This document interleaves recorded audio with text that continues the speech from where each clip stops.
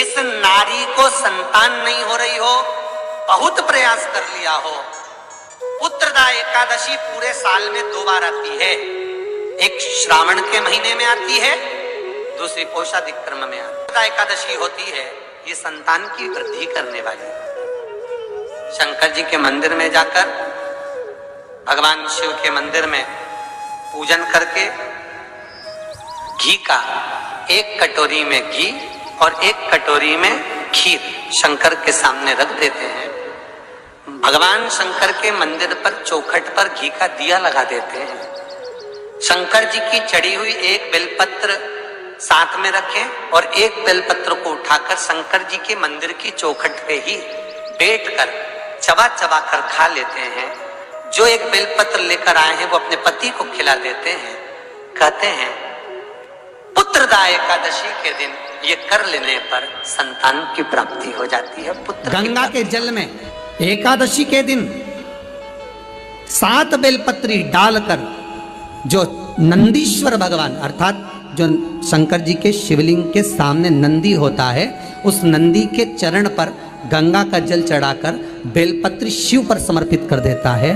उसके घर में रुपया रुकना चालू हो जाता है। फिर वो गलत जगह पर नहीं जाता, गलत स्थान पर वो धन जाएगा ही नहीं। कई लोग इसको धन के लिए भी करते हैं, संपदा के लिए। संपदा के लिए अर्थात जिसका व्यापार नहीं चलता, जिसके घर में पैसा नहीं आता, या नौकरी नहीं लग रही, या सर्विस नहीं लग रही, आप अप्लाई कर रहे हो, जगह जगह जाकर इंटरव्यू भी दे रहे हो और पैसा नहीं आ, तो उसके लिए भी प्रयास किया जाता है। पर उसके लिए यहाँ पर जो धन के लिए करते हैं, उसके लिए विष्णुपदी के लिए करते हैं। मतलब जैसे गंगा के जल में तुलसी के 11 पत्ते डाले जाते हैं और उसको किसी भी नारायण के मंदिर में, राम कृष्ण शिव शंकर नहीं, राम कृष्ण भगवान विष्णु दत्त आदि जितने नारायण के मंदिर हैं, उस मंदिर में किसी भी पात्र में, एक छोटे से पात्र में उसको भरकर रखी आते हैं महाराज। उससे भी जॉब सर्विस नौकरी में सफलता प्राप्त हो जाती है। परंतु वो भी एकादशी को ही होता है।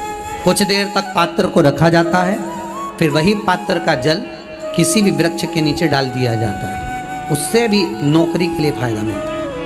गंगा का जल कोई साधारण नहीं। बेटा अगर व्यसन में पड़ा हुआ है, मदिरापान में पड़ा हुआ है, मांसाहार में, जुए आदि में जा रहा है, तुम्हें लग रहा है कि मेरा बेटा गलत मार्ग पर जा रहा है, ये मित्र दोस्ती गलत हो रही है, वो सही जगह पर आ जाए। करना है एकादशी। जिसके यहाँ लक्ष्मी नहीं टिकती हो, पैसा घर में नहीं आता हो, बहुत चिंता लगी रहती हो, लक्ष्मी से जुड़ी हुई, व्यापार से जुड़ी हुई, पैसा आ ही नहीं गया, बहुत मेहनत कर रहे हो, सोमवार की सोमवार 5 सोमवार बेलपत्री के पेड़ के नीचे एक घी का दिया लगाना चालू कर दीजिए। शाम के साथ थोड़ी सी मिट्टी बेलपत्री के पेड़ के नीचे की उठा कर लिया, घर के अंदर लाकर इतनी सी मिट्टी लाकर पटक दीजिए। 5 सोमवार करके देखो, 6ठे सोमवार पे करने की जरूरत नहीं पड़ेगी, व्यापार अपने आप बढ़ना चालू हो जाएगा। लक्ष्मी शाम के समय पर प्रतिदिन बेलपत्र के पेड़ के नीचे शंकर जी की जो बेटी का मध्य भाग में स्थान है सुख सुंदरी का, वहां पर आपको शहद की 7 बिंदी रखना है। और जो ये शिवलिंग रखा है, इस शिवलिंग के तुम पीछे की ओर बैठे हो, यहाँ बैठे हो ना आप दक्षिण में, तो यहाँ बैठे हो, तो पीछे का जो शिवलिंग का भाग है, इस पे आपको चंदन का लेपन करना है।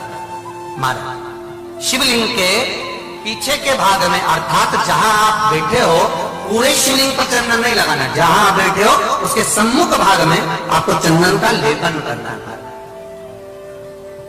एक पीला चंदन होता है और एक लाल चंदन होता है। आपको जो लेपन करना है वो लाल चंदन का लेपन करना है।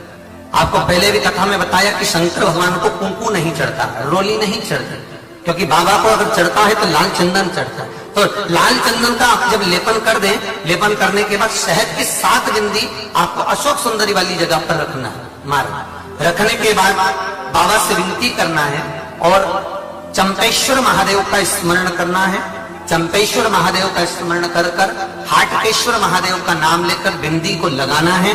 लगाने के बाद उसी बिंदी को आपको एक कटोरी में, अब बिंदी कितनी लगेगी, जरा जरा सा शहद लगेगा, उसको छोटी सी कटोरी में लेकर आ जाना है महाराज। उसको लाने के बाद में शाम के समय पर प्रदोष काल के अंतर्गत, प्रदोष काल किसको कहा गया, सूर्य अस्त जब होता है, सूर्य अस्त के समय से 1-1.25 घंटे का जो समय वर्णित किया गया, वो प्रदोष काल का वर्णन किया गया महाराज। तो उस समय पर नैनों में उसको काजल जैसा लगाना है और ऊपर की ओर देखना है। लगभग 1 मिनट देख लिया, 1.5 मिनट देख लिया, बहुत एक कटोरी में जो तुमने चंदन लगाया है वो चंदन को निकाल कर लाना है और आंखों के नीचे भाग में और उसको समर्पित करना है। ये 2-3 चीजों में काम आता है। एक तो नेत्र की ज्योति बढ़ाने के लिए, जो चश्मे वाले नंबर है उसको उतारने के लिए। दूसरा, नेत्रों के नीचे जो कालापन आ जाता है उसको मिटाने के लिए इसका प्रयोग किया जाता है।